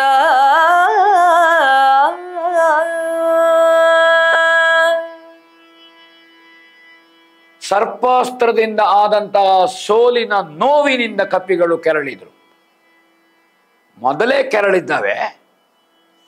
ಇಂದ್ರಜಿತುವಿನ ಸರ್ಪಾಸ್ತ್ರದಿಂದ ಲಂಕೆಯವರು ಜಯ ಬಂದಿದೆ ಅಂತ ಗ್ರಹಿಸಿದ್ರು. ಆದರೆ ಆ ಸರ್ಪಾಸ್ತ್ರದಿಂದ ಮತ್ತೆ ಎದ್ದಂತಹ ರಾಮಲಕ್ಷ್ಮಣರು, ಕಪಿಗಳಲ್ಲಿ ಆದಂತಹ ಉತ್ಸಾಹ, ಗರುಡಾಗಮನ, ಒಂದೊಂದು ಸಂಗತಿಗಳು ಕಪಿಗಳ ಉತ್ಸಾಹವನ್ನು ಹೆಚ್ಚಿಸಿತು. ಅವರಲ್ಲಿದ್ದ ಶಕ್ತಿ ದ್ವಿಗುಣವಾಯಿತು. ಆಕ್ರಮಣ ಮಾಡಿದರು. ನಿರ್ದಾಕ್ಷಿಣ್ಯವಾಗಿ ಎಳ್ಳಿ ನಿಂತು ಲಂಕೆಯನ್ನು ಪುಡಿಗುಟ್ಟುತ್ತಾ ಸಾಗಿದ್ರು ಕಪಿಗಳ ದ್ವೇಷ, ಸರ್ಪಾಸ್ತ್ರದ ದ್ವೇಷ, ಅದಕ್ಕಿಂತ ಮುಖ್ಯ ರಾಮನನ್ನು ಕೆಡ ಹಾಕಿದಂತಹ ದ್ವೇಷ. ಇದರಿಂದ ರಾವಣನಿಗೆ ಸುದ್ದಿ ಹೋಯ್ತಂತೆ, ಇಡೀ ಲಂಕೆಯನ್ನು ಕಪಿಗಳು ಆವರಿಸಿ ಬಿಟ್ಟಿದ್ದಾರೆ. ಮತ್ತೆ ನಮ್ಮ ಮೇಲೆಯವರು ಆಗುತ್ತಿರುವಂತಹ ಯುದ್ಧದ ಏನು ಪರಿಣಾಮಗಳನ್ನು ಅವರು ಹೇಳ್ತಾರೆ. ಯುದ್ಧದ ಅಜ್ಞಾನದಿಂದ ಉದಿಸಿದ ಮಂದಬುದ್ಧಿಯಿಂದ ಇಂದ್ರಜಿತು ರಾಮನನ್ನು ಸರ್ಪಾಸ್ತ್ರದಿಂದ ಬೀಳಿಸಿಬಿಟ್ಟೆ ಅಂತ ಹೇಳಿದ್ದು ಕನಸೋ ಅಂತ ಹೇಳ್ತಾನೆ ರಾವಣ. ಹಾಗಾದ್ರೆ ನೆನಸಲ್ವ ಇದು? ಏನು ಕನಸೋ ಇದು? ಬಹಳ ಗರ್ವಪಟ್ಟುಕೊಂಡು ಸಭೆಯಲ್ಲಿ ಬಿರುದುಗಳನ್ನು ಹೊಗಳಿಸಿದ್ದೇನೆ ನಾನು, ಅವನಿಗೆ ಭಾರಿ ದೊಡ್ಡ ಉಡುಗೊರೆಯನ್ನು ಕೊಟ್ಟಿದ್ದೇನೆ, ಇಂದ್ರಜಿತ್ತುವ ಸಾಧನೆಯನ್ನು ಹೇಳಿದ್ದೇನೆ. ನಾವು ಯಾರು, ಯುದ್ಧ ಯಾವುದು, ಯಾರು ಯುದ್ಧ ಮಾಡುದು, ಏನು ಕತೆ ಇದು ಅಂತ ರಾವಣನಿಗೆ ಭ್ರಮೆಗೊಳಗಾದ. ಬ್ರಹ್ಮನು ಕೊಟ್ಟ ರಥ ಬರಲಿ, ಶಿವ ಪೂಜೆ ಮಾಡಿದಂತಹ ಬಿಲ್ಲು ಬರಲಿ, ಇವತ್ತು ಬಾಣಗಳು ಬರಲಿ, ನಂತರ ಚಂದ್ರಹಾಸ ಖಡ್ಗ ಆಯುಧಗಳು ಬರಲಿ, ಎಲ್ಲ ಸಿದ್ಧ ಮಾಡಿ ನಾನು ಯುದ್ಧಕ್ಕೆ ಹೊರಡುವುದೇ. ಹಾಗೆ ಹೊರಡುವ ಸಿದ್ಧತೆಯಲ್ಲಿ ರಾವಣ ಇದ್ದ. ಇತ್ಲಾಗಿದ್ದ ಕಪಿಗಳು ಎಸೆದ ಬೆಟ್ಟಗಳು ಕೋಟೆ ಕೊತ್ತಲ ಇದ್ದದ್ದು ಮುರಿದು ಹೋಯ್ತಂತೆ. ಸಾಲು ಸಾಲಾಗಿ ಉಗ್ರ ದಾಳಿ ಮಾಡಿದರಂತೆ ಕಪಿಗಳು. ವಾನರ ಯೋಧರು ಕೋಟೆಗಳನ್ನು ಕೆಡವಿದ್ರು ಅಂತ ಹೇಳ್ತಾನೆ ಇಲ್ಲಿ ಕವಿ. ತೆನೆಗಳನ್ನು ಒಡೆದು ಹಾಕಿದ್ರಂತೆ, ಅಟ್ಟಳೆಗಳನ್ನು ಮುರಿದ್ರಂತೆ, ಕೈಸೂತ್ರದ ಫಿರಂಗಿಗಳನ್ನು ಕೆಡಿಸಿದ್ರಂತೆ ಅವರು. ರಾಕ್ಷಸರ ಯೋಧರ ಗದ್ದಲ, ಕೋಟೆ ಎಲ್ಲ ಕೋಟೆ ಮುರಿಯಿತು, ಆಯುಧಗಳು ನಷ್ಟ ಆಯಿತು. ಹಾಗೆ ಯಮನ ದೂತರು ಬಂದ ಹಾಗಾಗಿದೆ, ಏನು ಮಾಡುವುದು ಅಂತ ಎಲ್ಲರೂ ಗೊಂದಲದಲ್ಲಿ. ರಾಕ್ಷಸ ದೂತರು ರಾವಣನಿಗೆ ದೂರ ಹೇಳಿದ್ರು, ಸಹಿಸಲಿಕ್ಕೆ ಸಾಧ್ಯ ಇಲ್ಲ, ಬದುಕಲಿಕ್ಕೆ ಸಾಧ್ಯ ಇಲ್ಲ ಅಂತ ದೂರ ಹೇಳ್ತಾರೆ. ಕೇಳೋಣ ಏನಾಯ್ತು. ಇದ್ದರ ಕಸರಾಯನಿದಿರಿನಲೆದ್ದು ಕಲಿದು ರಾಕ್ಷಸನು ಉತ್ತುರುಟು ಬಲ ವಜ್ರದಂಶ್ರರು ನುಡಿದರು ಮದ್ದದೇ ಕೆಲೆಜಿಯ ಹಾವಿಗೆ ಹತ್ತಿರಲು ನರಿ ಭಟರ ನಿಡು ನಿದ್ದೆಗೈಸದಡ ಸುರರಲ್ಲೆಂದೊಲೆದರುಪಣವ ಎದ್ದರ ಕಸರಾಯ ನಿದಿರಿನಲೆದ್ದು. ರಾಕ್ಷಸರ ಬೊಬ್ಬೆ ಅವರ ಅಟ್ಟುಳಿಯನ್ನು ಕೇಳಿ ರುಂಡಮಾಲೆಯನ್ನು ಧರಿಸಿ ರಾವಣ ಯುದ್ಧಕ್ಕೆ ಹೊರಡಲಿಕ್ಕೆ ಸಿದ್ಧ ಆದ. ರುಂಡಮಾಲೆಯನ್ನು, ತಲೆಬುರುಡೆಯ ಮಾಲೆಯನ್ನು ಧರಿಸಿ ಹೊರಡಕ್ಕೆ ಸಿದ್ಧ ಆಗ್ತಾರಂತೆ. ಅದು ಒಂದು ಆಕ್ರಮಣದ ಕ್ರಮ, ಎದುರಿನಲ್ಲಿ ಭೀತಿ ಹುಟ್ಟಿಸುವ ಕ್ರಮ, ಅಭಿಚಾರಕದ ಮುನ್ಸೂಚನೆಯನ್ನು ಹೇಳುವಂತಹ ಕ್ರಮ. ಹಾಗೆ ಚಂದ್ರಹಾಸ ಧರಿಸಿ ಈಶ್ವರ ದೇವರು ಕೊಟ್ಟಂತಹ ಖಡ್ಗ ಎಲ್ಲ ಧರಿಸಿ ರಾವಣ ಹೊರಡುವ ಸಿದ್ಧತೆ ಮಾಡುವಾಗ ಇಬ್ರು ಧೂಮ್ರಾಕ್ಷ ಮತ್ತು ವಜ್ರ ದಂಷ್ಟ್ರ ಎನ್ನುವಂತಹ 2 ಜನ ಬಹಳ ಪರಾಕ್ರಮಿಗಳಾದಂತಹ ರಾಕ್ಷಸರು ರಾವಣನನ್ನು ತಡೀತಾರೆ. ಹಾವನ್ನು ಮುಗಿಸಲು ಹದ್ದು ಇರುವಾಗ ಬೇರೆ ಮದ್ದು ಯಾಕೆ? ಅವು ಹಾವುಗಳು, ನಾವು ಹದ್ದುಗಳಾಗಿ. ನಾವಿರುವಾಗ ನೀವು ಯಾಕೆ ಸ್ವಾಮಿ ಹೊರಡೋದು, ನಾವಿಲ್ವ ಇಲ್ಲಿ ಅವರನ್ನು ಮುಗಿಸಲಿಕ್ಕೆ ಅಂತ ಧೈರ್ಯ ತುಂಬಿದ್ರಂತೆ ಅವರು. ಶತ್ರುಗಳಿಗೆ ದೀರ್ಘ ನಿದ್ರೆಯನ್ನು ನಾವು ಕೊಡ್ತೇವೆ, ಹಾಗೆ ಕೊಡದೇ ಇದ್ದರೆ ನಾವು ರಾಕ್ಷಸರೇ ಅಲ್ಲ ಹೇಳಿದ್ರು ಅವರು. ಪ್ರತಿಜ್ಞೆಯ ಮಾತುಗಳನ್ನು ಹೇಳ್ತಾರೆ. ಹಾವನ್ನು ಕೋತಿಗಳ ಸೈನ್ಯದ ಮೇಲೆ ಹರಡಿದ ಹಾವಾಡಿಗರು ನಾವು. ಸಣ್ಣ ಇಂದ್ರಜಿತುವಿಗೆ ಅದು ರೇಗಿಸುವಂತಹ ಮಾತುಗಳು, ಚುಚ್ಚುವ ಮಾತುಗಳು. ಕೋತಿಗಳ ಮೇಲೆ ಹಾವು ಹರಡಲಿಕ್ಕೆ ನಾವು ಹಾವಾಡಿಗರಲ್ಲ, ನಾವು ಅಂಥದ್ದನ್ನೆಲ್ಲ ಮಾಡುವುದಿಲ್ಲ. ಶತ್ರುಗಳನ್ನು ನಾಶ ಮಾಡುತ್ತೇವೆ, ಅವರನ್ನು ನಾವು ಮಾರಿಕೊಳ್ತೇವೆ. ಯಾರಿಗೆ? ಯಮನಿಗೆ, ಯಮ ಭಟರಿಗೆ ನಾವು ಮಾರಿಕೊಳ್ತೇವೆ.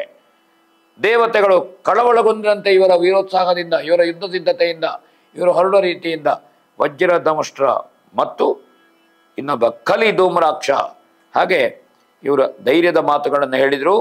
ಮತ್ತು ಎಲ್ಲ ಇದ್ದದ್ದೇ, ಅವರನ್ನು ಹುಡಿ ಮಾಡ್ತಾನೆ, ಸುಗ್ರೀವನನ್ನು ಮೂಳೆ ಪುಡಿ ಮಾಡ್ತಾನೆ. ಇದು ವೀರೋಚಿತ ಮಾತುಗಳು ಪುರಾಣದ ಪುಟಗಳಲ್ಲಿ ಇಂತಹದ್ದು ತುಂಬ ನಾವು ನೋಡ್ತೇವೆ. ಹಾಗೆ ರಾವಣನಿಂದ ಅನುಮತಿಯನ್ನು ಪಡ್ಕೊಂಡು ಅವರಿಗೆ ವೀಳಯವನ್ನು ಕೊಟ್ಟನಂತೆ. ಹಾಗೆ ಅಪಾರ ಸೈನ್ಯದೊಂದಿಗೆ ಅವರು ಆನೆ ಯುಗಾಂತ್ಯದವರೆಗಿತ್ತು, ದಿಗ್ಗಜಗಳ ತೆರನಾಗಿತ್ತು ಎಲ್ಲ ಕವಿ ಬಹಳಷ್ಟು ಯುದ್ಧವನ್ನು ವರ್ಣಿಸಿದ್ದಾನೆ. ಹಾಗೆ ಅವರು ಬರ್ತಾರೆ. ಏನು ಹೇಳ್ತಾರೆ ವಾಲ್ಮೀಕಿಗಳು ಲವನಲ್ಲಿ ಕೇಳೋಣ. ಲವನೆ ಕೇಳೈ ಮಾಘ ಶುದ್ಧದ ನವಮಿಯಲಿ ನಾಗಾಸ್ತ್ರದಲ್ಲಿ ನಿಮ್ಮವರು ಬಿಗಿ ಬಡೆದಿರ್ದರ ದಿನದಿರುಳಿನಂತ್ಯದಲ್ಲಿ ದಿವದ ಮುಖದಲ್ಲಿ ದಶಮಿಯಲಿ ಬಲು ಬವರ ತೊಡಗಿದು ಜಾವವೆರಡಲಿ ದಿವದ ಮುಖದಲ್ಲಿ ದಶಮಿಯಲಿ ಬಲು ಬವರ ತೊಡಗಿತು ಜಾವವೆರಡರ ಹವಳಿನಲ್ಲಿ ಹರಿದಶ್ವತನು ಜನೊಳಾಯ್ತು ಬಲು ಸಮರ ಬಲು ಸಮರ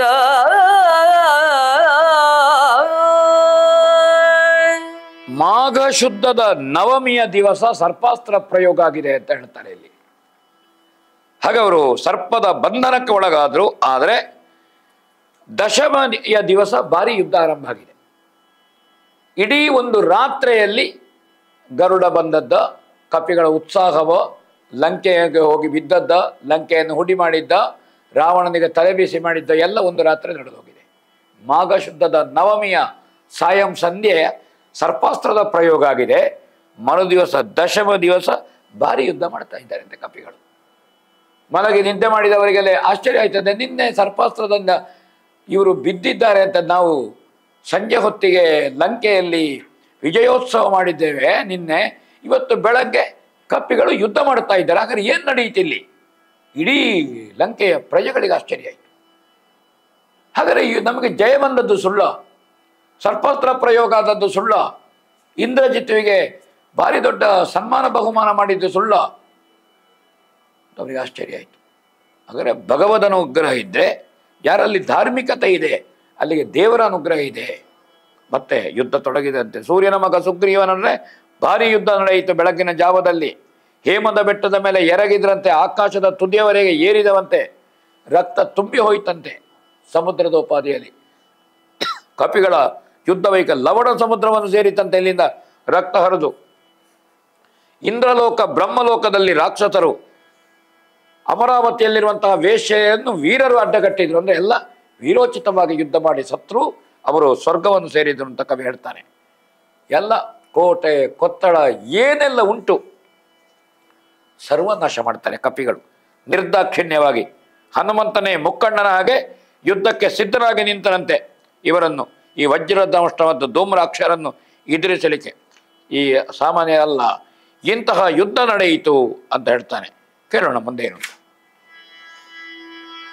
ಚಾಗುರೇ ರಣ ಚಮತುಕಾರ ಸರಾಗರೋಜಿತ ವೀರ ಸಮರದ್ಯೋಗ ಸಾಹಸಮಲ್ಲ ಮಾವಜು ಪೂತು ಪಾಯ್ಕೆನುತ ಆ ಗಗನದ ಮರ ಪ್ರಗರ ಘನ ಸಾಗರ ಧ್ವನಿಯೋದ ಕಂಪಿನ ಪೂಗಳಲ್ಲಿ ಹೊದೆಸಿದರು ಹರಿಸಿರಿ ಚರಣ ಸೇವಕನಾಗ. ಪೂಗಳಲ್ಲಿ ಹೊದೆಸಿದರು ಹರಿಸಿರಿ ಚರಣ ಸೇವಕನ.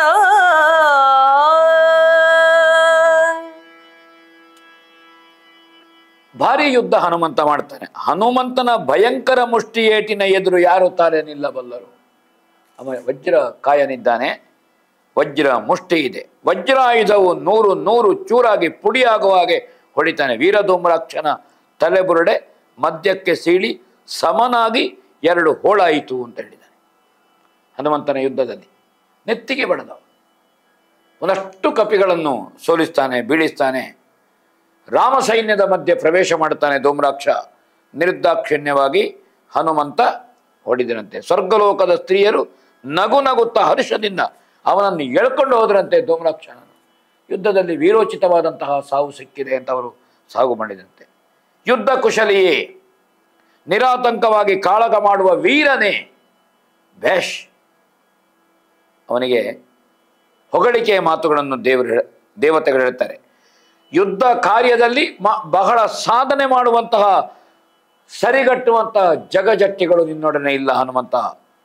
ಮಜರೆ, ಪೂತುರೆ, ಪಾಯ್ಕು ಇದೆಲ್ಲ ಹೊಗಳಿಕೆಯ ಮಾತುಗಳು. ಇದಕ್ಕೆ ವಿಶೇಷವಾದಂಥ ಅರ್ಥಗಳನ್ನು ನಾವು ಹೇಳಲಿಕ್ಕಿಲ್ಲ. ಇದು ಆ ಸಂದರ್ಭದಲ್ಲಿ ಬರುವಂಥದ್ದು.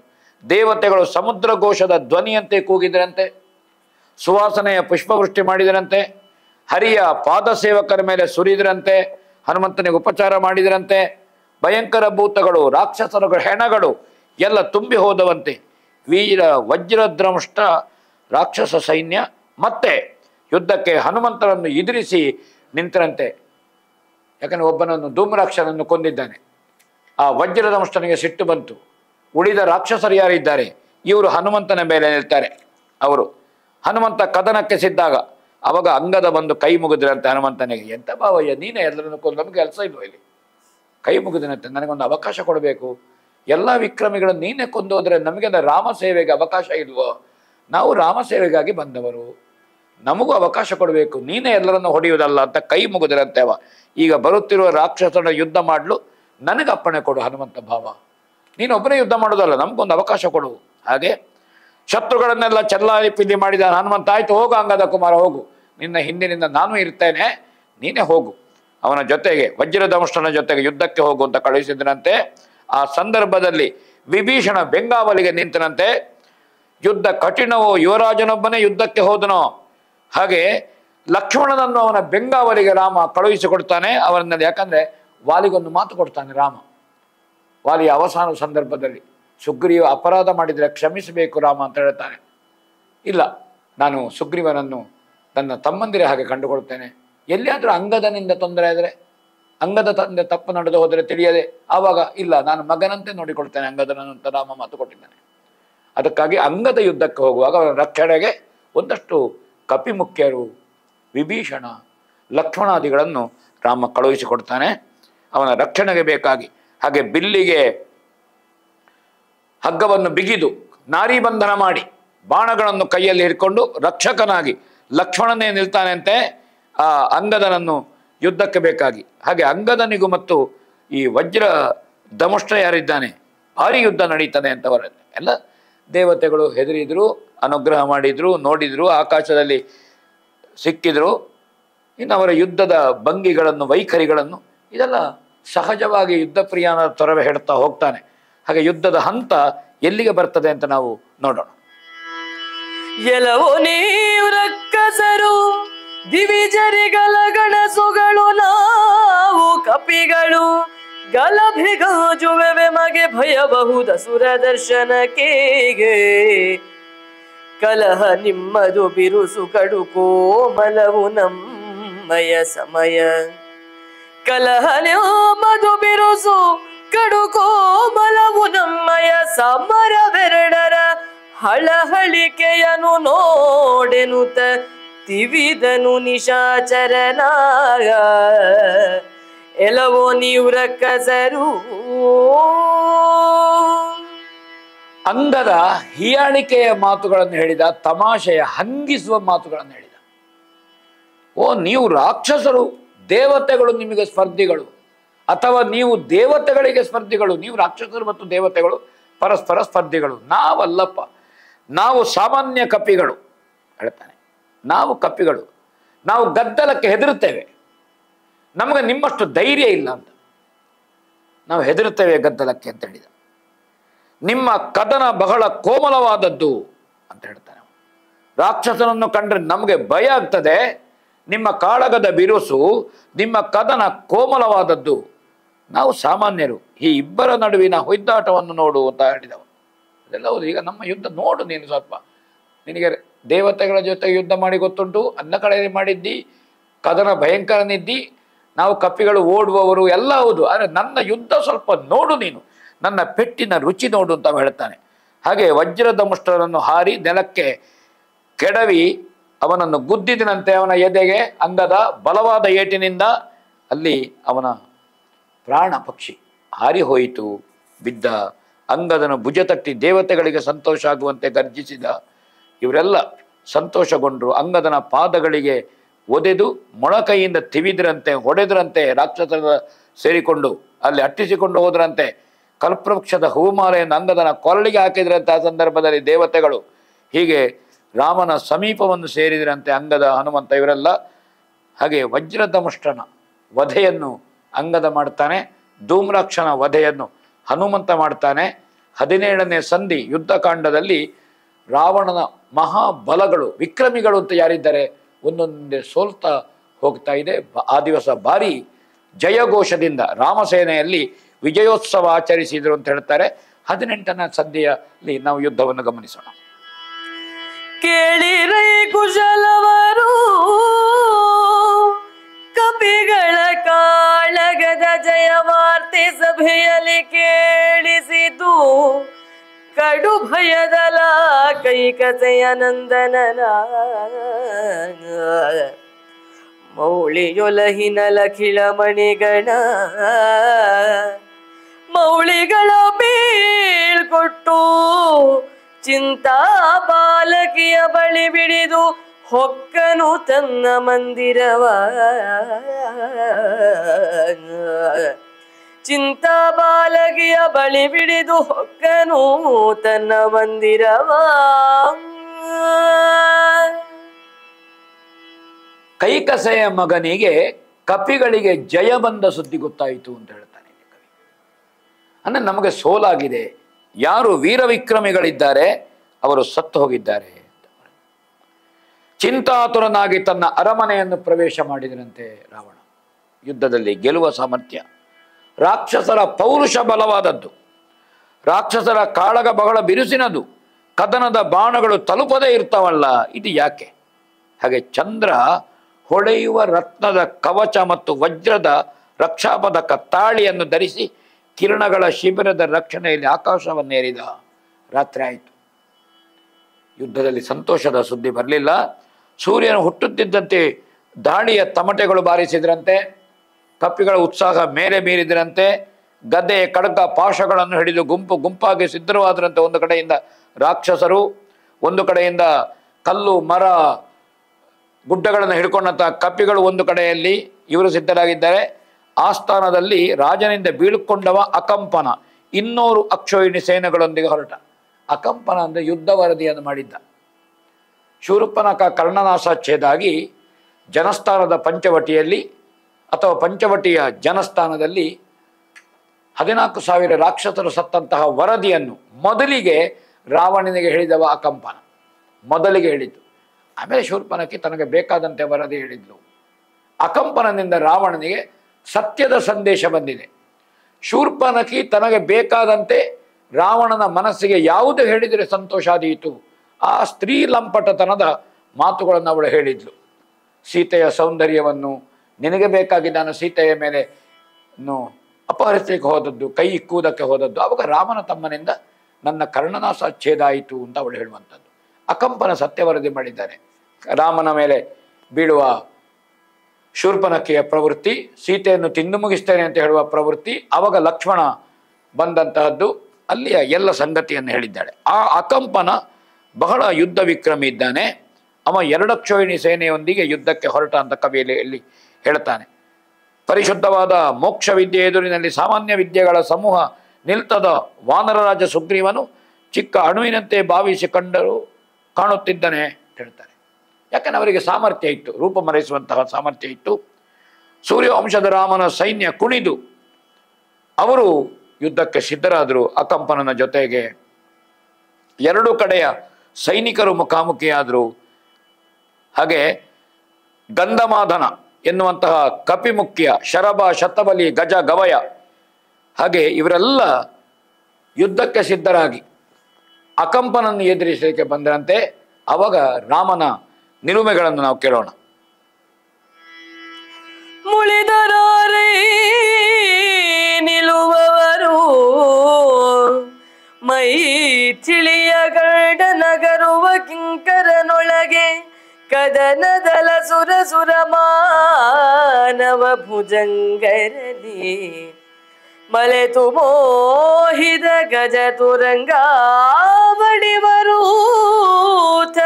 ಪದಾತಿ ಹರಿಪದ ಒಳಜದಲ್ಲಿ ವರ್ಧಿಸಿತು ಹರಿಕಿಂಕರನ ಕದನದಲ್ಲಿ ಮುಳಿದರಾರೈ ನಿಲ್ಲುವವರು. ಒಂದಷ್ಟು ಮಂದಿ ಕಪಿಗಳಿಗೆ ಪೆಟ್ಟಾಯಿತು, ಮುಖ್ಯರಿಗೆ. ಅಕಂಪನನ ಮತ್ತು ಆ ಸೇನೆಯ ಯುದ್ಧದಿಂದ ಇದನ್ನು ಕಂಡು ಹನುಮಂತನೇ ಪ್ರವೇಶ ಮಾಡ್ತಾನೆ ಆ ಯುದ್ಧದ ಮಧ್ಯೆ. ಕಪಿಗಳು ಹಿಮ್ಮೆಟ್ಟಿದ್ರು ಅಂತ ತಡಿಬೇಕಾದ್ದು, ರಕ್ಷಿಸಬೇಕಾದ್ದು ಯಾರು? ಮಾರುತಿ ಕಣಕ್ಕಿದ್ರಂತೆ ಅಕಂಪನನನ್ನು. ಇಲ್ಲ, ನಾನು ಹೋಗದೆ ಆಗುದಿಲ್ಲ, ಇದು ರಾಮಸೇನೆಯ ಮೇಲೆ ಹಲ್ಲೆ ಆಗ್ತಾ ಇದೆ. ಕವಿ ಹೇಳ್ತಾನೆ, ಮೈಥಿಲಿಯ ಗಂಡ ಶ್ರೀರಾಮನ ಕಿಂಕರ ಹನುಮಂತನನ್ನು ಕೆರಳಿದ್ರೆ ಮತ್ತೆ ರಾಕ್ಷಸರ ಸಂಗತಿ ಉಂಟು ಹೇಳ್ತಾನೆ. ಅವನಿಗೆ ಸಿಟ್ಟು ಬಂತು ಅಂತಾದರೆ ಮತ್ತೆ ಉಳಿದವರ ಆಯುಷ್ಯ ತೀರಿತು ಅಂತ ಅರ್ಥ. ಹನುಮಂತನಿಗೆ ಸಿಟ್ಟು ಬಾರದೇ ಇದ್ರೆ ರಾಕ್ಷಸರು ಉಳ್ಕೊಂಡ್ರು, ಬದುಕಿದ್ರು. ಅವನಿಗೆ ಸಿಟ್ಟು ಬಂದರೆ ಬದುಕುವುದಕ್ಕೆ ಅವಕಾಶ ಇಲ್ಲ. ರಾಕ್ಷಸರು, ದೇವತೆಗಳು, ಮಾನವರು, ಉರಗರು ಯಾರು ತಾನೇ ನಿಲ್ಲಬಲ್ಲರು ಹನುಮಂತನ ವಿಕ್ರಮದ ಮುಂದೆ, ಸಾಹಸದ ಮುಂದೆ? ಶ್ರೀಹರಿಯ ಕಿಂಕರನ ಕಾಳಗದಲ್ಲಿ ಸೊಕ್ಕಿನಿಂದ ಕವಿಯುವ ಆನೆ, ಕುದುರೆ, ರಥ, ಕಾಲಾಳುಗಳು ಆಕಾಶವನ್ನು ತುಂಬಿ ಹೋದ್ರಂತೆ. ನಿರ್ದಾಕ್ಷಿಣ್ಯವಾಗಿ ಚದುರಂಗ 2 ಅಕ್ಷೋಹಿಣಿ ಚದುರಂಗ ಸೇನೆಯನ್ನು ಹನುಮಂತ ಹುಡಿ ಮಾಡಿದನಂತೆ. ಹನುಮಂತ ಅವರನ್ನೆಲ್ಲ ಎತ್ತಿ ಎಸೆದನಂತೆ. ಹನುಮಂತನ ಸ್ಥಿತಿ ಏನಾಗಿದೆಯೋ ತಾಳ್ಮೆಯಿಂದುರಿದಲೂ ಸುಗ್ರೀವನ ಮಗ ಅಂಗದ, ಸೂರ್ಯನ ಮಗ ಸುಗ್ರೀವ, ವಾಲಿಯ ಮಗ ಅಂಗದ, ಇವರೆಲ್ಲ ಇನ್ನು ನಳನೀಲಾದಿಗಳು. ಹನುಮಂತ ಎಂತ ಮಾಡ್ತಾ ಇದ್ದಾನೋ? ಬೊಬ್ಬೆ ಹೊಡೆದ್ರಂತೆ ಅವರೆಲ್ಲ. ಹನುಮಂತನ ರಕ್ಷಣೆಗೆ ಹೋದ್ರಂತೆ. ಆದರೆ ಹನುಮಂತನ ರಕ್ಷಣೆಗೆ ಜನ ಯಾಕೆ? ಎಲ್ಲರನ್ನೂ ರಕ್ಷಿಸುವವನಿಗೆ ಜನ ಬೇಕೋ? ಬೇಕಾಗಿಲ್ಲ. ಆ ಕಾರಣದಿಂದ ಭಾರಿ ದೊಡ್ಡ ಸೈನ್ಯದಲ್ಲಿ, ಎರಡೂ ಸೈನ್ಯದಲ್ಲಿಯೂ ನಷ್ಟ ಆದದ್ದು ಸುಳ್ಳಲ್ಲ. ಈ ಸಂದರ್ಭದಲ್ಲಿ ಇವನು ಯಾರು, ಸಮರ್ಥ ಏನು, ಇತ್ಯಾದಿ ಇತ್ಯಾದಿ ವಿಭೀಷಣನನ್ನು ರಾಮ ಪ್ರಶ್ನಿಸುವ ಕಡೆಗೆ ಹೋಗೋಣ. ಇವನದಾರೈ ರಾಕ್ಷಸಾಂಬರ ದಿವಸಗರ ಕಟಕದಲ್ಲಿ ಬಲ್ಲಿದನಿವನು, ಕೋಲಾಹಳಿಸಿದನು ಕಪಿಬಲದೊಳಗಲದಲ್ಲಿ. ಬವರ ನೋಡೆಲು ಲೇಸು ಮಹದುತ್ಸವ ಬೀರಿದನೆಮಗೆ, ಪೆಸರೇ ನಿವನ ಹೇಳೋದರಸ ಬೆಸಗುಂಡೆನು ವಿಭೀಷಣನ. ಇವನ ಪೆಸರೇನು? ರಾಕ್ಷಸರೆಂಬ ಗಗನಕ್ಕೆ ಸೂರ್ಯ ಸದೃಶವಾಗಿರುವಂತ ಇವ ಯಾರು ಅಂತ ರಾಮ ಕೇಳ್ತಾನೆ ವಿಭೀಷಣನಂತ. ಇಡೀ ರಾಕ್ಷಸರೆಂಬಂತ ಆಕಾಶಕ್ಕೆ ಸೂರ್ಯನಾಗಿದ್ದಾನೆ ಇವ. ಸದ್ಯ ಇವ ಯಾರು? ಇವನ ಸಾಮರ್ಥ್ಯ ಏನು? ಒಂದಷ್ಟು ಕಪಿಗಳು ಹಿಂದೆ ಬಂದ್ರಲ್ಲ ಕೇಳ್ತಾನೆ. ಕಪಿ ಸೈನ್ಯದಲ್ಲಿ ಕೋಲಾಹಲ ಉಂಟಾಗಿದೆ. ಕಪಿಗಳಿಗೆ ಧೈರ್ಯ ಕುಂಠಿತ ಆಗ್ತಾ ಉಂಟಿಲ್ಲಿ. ಇವನ ಯುದ್ಧವೂ ಬಹಳ ಚೆನ್ನಾಗಿದೆ. ಇವನಿಗೆ ಯುದ್ಧ ಕೌಶಲ ಗೊತ್ತಿದೆ. ಪರರಲ್ಲಿರುವಂತಹ ಅಣುಪ್ರಮಾಣದ ಒಳ್ಳೆತನವನ್ನು ಗುರುತಿಸುವಂತಹದ್ದು ರಾಮನಿಗೆ ಕ್ರಮ. ಇನ್ನೊಬ್ಬರಲ್ಲಿರುವಂಥ ಸಣ್ಣ ಅಣುಪ್ರಮಾಣದ ಪ್ರತಿಭೆಯೋ ಸಾಮರ್ಥ್ಯವೋ ಇರಲಿ, ಅದು ನಮಗೆ ಸಂತೋಷವನ್ನು. ಇವನ ಹೆಸರೇನು? ರಾಮ ಪ್ರಶ್ನೆ ಮಾಡಿದನಂತೆ. ರಾವಣನ 7 ಜನ ಸೇನಾ ನಾಯಕರಲ್ಲಿ ಇವ ಒಬ್ಬ. ಇವ ಮೊದಲನೇ ಹೇಳಿದನಂತೆ. 7 ಜನ ಸೇನಾ ನಾಯಕರು, ಅದರಲ್ಲಿ ಇವನ ಹೆಸರು ಅಕಂಪನ.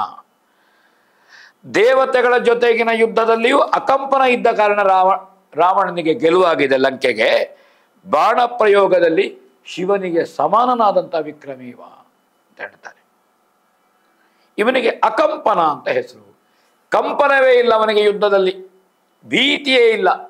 ಅವ ಹಿಂದೇಟು ಹಾಕುವವರೇ ಅಲ್ಲ ಯುದ್ಧದಲ್ಲಿ. ಅಂತಹ ವಿಕ್ರಮಿ ಇದ್ದಾನೆ ಇವ, ಸಾಹಸಿ ಅಂತ ಹೇಳ್ತಾನೆ. ಬಿಲ್ಲು ವಿದ್ಯೆಯಲ್ಲಿ ಒಳ್ಳೆಯ ಶೂರ. ಹಾಗೆ ತಮ್ಮನ ಮುಖವನ್ನು ಒಮ್ಮೆ ನೋಡಿದನಂತೆ ರಾಮ. ಯಾಕೆಂದ್ರೆ ಬಿಲ್ಲು ವಿದ್ಯೆಯಲ್ಲಿ ಲಕ್ಷ್ಮಣದ ಶೂರ. ಅಂದರೆ ಅನಿವಾರ್ಯವಾದರೆ ಅಕಂಪನನ ಜೊತೆಗಿನ ಯುದ್ಧಕ್ಕೆ ನೀನು ಸಿದ್ಧನಾಗಬೇಕಾದೀತು ಅಂತ. ಇದರ ಲಕ್ಷ್ಮಣನ ಮುಖ ನೋಡಿದ್ದೆ. ಯಾಕಂದ್ರೆ ಬಿಲ್ಲು ವಿದ್ಯೆಯಲ್ಲಿ ವಿಕ್ರಮಿ ಅಂತ ಹೇಳುವಾಗ ಅವನ ಮುಖ ನೋಡಿದ ರಾಮ. ನಿನ್ನ ಅವಶ್ಯಕತೆ ಅಕಂಪನನ ವಧೆಗೆ ಬಂದರೂ ಬರಬಹುದು. ನೀನು ಬಿಲ್ಲಿಗೆ ನಾರೀ ಬಂಧವನ್ನು ಮಾಡಿ ನೀನು ತಯಾರಾಗಿರಬೇಕು ಅಂತ ಸೂಚನೆ ಇದು. ಆ ಮೌನದಲ್ಲಿ, ಆ ಒಂದು ನೋಟದಲ್ಲಿ ಉಂಟು. ಅಷ್ಟು ಹೊತ್ತಿಗೆ ದೇವತೆಗಳ ಕಹಳೆ ಶಬ್ದದ ಜೊತೆಗೆ ಹನುಮಂತನೇ ವೇಗವಾಗಿ ಬಂದನಂತೆ ಅಲ್ಲಿಗೆ. ರಘುವಂಶದ ರಾಜರೊಡನೆ ನಿನಗೆ ತಮಾಷೆಯೇ? ಬಿಲ್ವಿದ್ಯಾ ಗುರುವಿನ ಎದುರಿಗೆ ನೀನು ಬಾಣಪ್ರಯೋಗ ಮಾಡುವೆಯಾ? ಅಕಂಪನಂತ ಪ್ರಶ್ನೆ ಮಾಡಿದ. ರಾಮನ ಹತ್ರ ಹೋಗುದ ನೀನು? ಯುದ್ಧ ಮಾಡೋದ ನೀನು? ಏನು ಆ ಮಾನವ ಶ್ರೇಷ್ಠ ರಾಮನನ್ನ ಕಿಂಕರರು, ಅದು ನಿನಗೆ ಗೊತ್ತಿರಬೇಕು. ನಾವೇ ಸಾಕು ನಿಮಗೆ ಅವರಿವರೆಲ್ಲ ಬೇಕಾಗಿಲ್ಲ ಅಂತ ಹೇಳ್ತಾನೆ. ನಮ್ಮ ಪ್ರತಿಭಟನೆಯನ್ನು ನೋಡು. ಯುದ್ಧದ ಆನೆಯ ಸಿಂಹದ ಕಾಲಿನ ಹೊಡೆತಕ್ಕೆ ನೀ ಬೀಳಬೇಕು ಹೇಳಿ ಹನುಮಂತ ಅವನ ಮೇಲೆ ಎರಗುತ್ತಾನೆ. ನೋಡೋಣ. ಮದಿಸಿ ಮಲೆತಾಹವದ ಗಜ ಹರಿಪದ ವಿಘಾತಿಗೆ ಕೆಡೆಬಲು ಕೆಡೆದೊದೆದು ಕೊಂದನ ಕಂಪನನು ಕಂಪದಲ್ಲಿ ಕಳನೊಳಗೆ ಇದರ ಘೋರಕ ಕಂಪನೆಂಬಗ್ಗದ ಮಹಾವಯವೇಕೆ ನಾಯಿಗಳ ಬದುಕು ಸುಡು ಸುಡೆನುತ್ತ ಒದೆದನು ವಾಮ ಪಾದದಲ್ಲಿ. ಒಂದು ಹಾಡಿನ ಒಂದು ಷಡ್ಪದಿಯ ಒಂದು ಪಲ್ಲವಿ ಸಾಗುವಾಗ ಇಡೀ ಇದರ ಮರ್ಮವನ್ನು ಕವಿ ತಿಳಿಯಪಡಿಸುವುದನ್ನು ಗಮನಿಸಿ ನೀವು. ಕೆಡೆ ದೊಡೆದು ಕೊಂದನ ಅಕಂಪನನ ಅನುಕಂಪದಲ್ಲಿ, ಏನು ಶಬ್ದದ ಜೋಡಣೆಯನ್ನು ತೊರವೆ ಮಾಡಿದ್ದಾನೆ ಅಂತ. ಅವ ಸಾಯುವುದಂತ ಗೊತ್ತುಂಟು ಹನುಮಂತನಿಗೆ, ಅವ ಸತ್ತೋಗ್ತಾನೆ ಈಗ. ಆ ಸಾವಿನ ಮಧ್ಯೆಯೂ ಹನುಮಂತನಿಗೆ ಅನುಕಂಪ ಬಂತಂತೆ ಆ ಕಂಪನದಲ್ಲಿ. ನೀ ಸಾಹಿತ್ಯದ್ದೆಲ್ಲ ಪುಣ್ಯಾತ್ಮ ಒಬ್ಬ ರಾವಣನಿಗೆ ಬೇಕಾಗಿ ಅಂತ ಹೇಳ್ತಾನೆ. ಮದದಿಂದ ಸೊಕ್ಕಿದ ಆನೆಯ ಸಿಂಹದ ಕಾಲಿನ ಹೊಡೆತಕ್ಕೆ ಕೆಳ ಬೀಳುವಂತೆ ನೆಲಕ್ಕುರುಳಿಸಿದ. ನೋಡಿ, ಉರುಳಿಸೋ ಹೇಳ್ತೇನೆ, ಅಕಂಪನನನ್ನು ಸಹಾನುಭೂತಿಯಿಂದ ಹನುಮಂತ ಕೊಂದು ಹಾಕಿದನಂತೆ. ನೀ ಸತ್ತೋಗ್ತಿಯಲ್ಲ ನನ್ನ ಹೊಡೆತದಿಂದ, ಆದ್ರೆ ನನಗೆ ಉಪಾಯ ಇಲ್ಲ ನಿನ್ನ ನೋಡಿಯದೆ ಅಂತ. ಅಕಂಪನನು ಅನುಕಂಪದಲ್ಲಿ ನೆಲಕ್ಕೆ ಉರುಳಿಸಿದ್ದಾನೆ ಹನುಮಂತ. ಕವಿಯ ಅಪೂರ್ವವಾದಂತಹ ಪ್ರಯೋಗವನ್ನು ತಾವು ಗಮನಿಸಬೇಕಿಲ್ಲಿ. ಈ ಮಹಾಪರಾಕ್ರಮಕ್ಕೆ ಅಕಂಪನನೆಂಬ ದೊಡ್ಡ ಹೆಸರು ಯಾಕೆ ನಿನಗೆ ಹೇಳು? ಒಂದು ಹೊಡೆತಕ್ಕಿಲ್ಲ ನೀನು ನನ್ನ, ಪುನಃ ನಿನಗೆ ಅಕಂಪನ, ಕಂಪನವೇ ಇಲ್ಲದಿನ ಅಂತ ನಿನಗೆ ಯಾಕೆ ಹೆಸರು ಈ ಮಹಾಪರಾಕ್ರಮಕ್ಕೆ? ನಾಯಿಗಳ ಬದುಕನ್ನು ಸುಡು ಸುಡು ಅಂತ ಹನುಮಂತ ಎಡಕಾಲಿನಿಂದ ಒದೆದನಂತೆ ಹನುಮಂತನಿಗೆ. ನಿನ್ನ ಗೌರವಕ್ಕೆ, ನಿನ್ನ ಹಣೆ ಬರಕ್ಕಷ್ಟೇ. ರಾಕ್ಷಸನ ಚೌಕವಾದ ಹಲ್ಲುಗಳು ಮುರಿದವು, ಕಣ್ಣಗುಡ್ಡೆ ಹೊರಗೆ ಬಂತು, ರಕ್ತ ಸುರಿಯಿತು. ಅವನಂತೂ ಯಮನ ಆಳುಗಳು ಬಂದರಂತೆ ಅವನನ್ನು ಕೊಂಡೋಗಲಿಕ್ಕೆ. ಹೀಗೆ ಉಗ್ರ ಪ್ರಕಾಶದಿಂದ ಈತನು ತನ್ನನ್ನು ಹಿಂಬಾಲಿಸದೆ ಬಿಡುವುದಿಲ್ಲ. ಭಯಪಟ್ಟು ಸೂರ್ಯನು ನೀರನ್ನು ಬಗೆದುಕೊಂಡು ಹೋಗಿ ಪಶ್ಚಿಮ ಸಮುದ್ರದಲ್ಲಿ ಮುಳುಗುವ ಹಾಗೆ. ಕವಿಯ ಪ್ರಯೋಗವನ್ನು ನೋಡಿ, ನೀರನ್ನು ಬಗುದು ಪಶ್ಚಿಮ ಸಮುದ್ರದಲ್ಲಿ ಹೇಗೆ ಸೂರ್ಯ ಮುಳುಗುತ್ತಾನೋ ರಾಕ್ಷಸರು ಓಡಿದರಂತೆ. ಮಾರುತಿ ಸಂತೋಷಾಧಿಕ್ಯದಿಂದ ಹಿಂದೆ ಬಂದ. ತೊರವೆಯ ಅಧಿಪತಿ ಆ ಶ್ರೀರಾಮಚಂದ್ರಮ ಹನುಮಂತನ ಮೈದಡವಿದ. ಭಾರಿ ದೊಡ್ಡ ಯುದ್ಧಗಳನ್ನು ಗೆದ್ದು ಕೊಟ್ಟಿದ್ದಾರೆ ಹನುಮಂತ. ಹಾಗೆ ರಾತ್ರಿ ಆರಂಭ ಆಯಿತಂತೆ. ಕಟ್ಟುನಿಟ್ಟಾದ ಕಾವಲಿನಲ್ಲಿ ಅವರೆಲ್ಲ ಲಂಕಾಪಟ್ಟಣದ ಮೇಲೆ ಮುತ್ತಿಗೆ ಹಾಕುವ ಯೋಚನೆ ಮಾಡಿದರಂತೆ ಕಪಿಗಳು. ರಾತ್ರಿ ಪುನೊಮ್ಮೆ ಲಂಕೆಗೆ ಹೋಗುವ, ಏನು ಮಾಡ್ತಾರೆ ಅಂತ ಹೇಳಿ ಈ ಸಂಚಿಕೆಗೆ ಮಂಗಲವನ್ನು ಹಾಡೋಣ. ಧರೆಯೊಳಗದ ರಾಘವೇಂದ್ರನ ಚರಿತ ಶತಕೋಟಿ ಪ್ರವಿಸ್ತರ